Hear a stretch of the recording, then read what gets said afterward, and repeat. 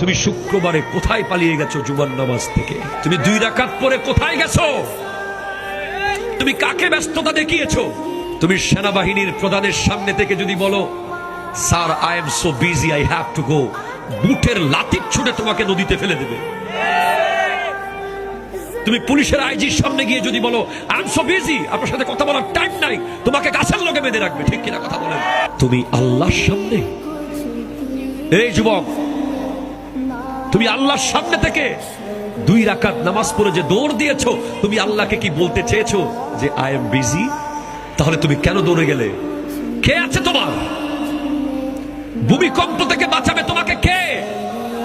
জোরে বলেন কে? কোভিড-19 থেকে বাঁচাবে কে? ভয়ঙ্কর মহামারী থেকে কে বাঁচাবে? জলোচ্ছ্বাস থেকে কে বাঁচাবে? আগুন থেকে কে বাঁচাতে পারে? তুমি তার সামনে ব্যস্ততা দেখালে কেন? তুমি ফজরের নামাজ পড়ো নাই কেন?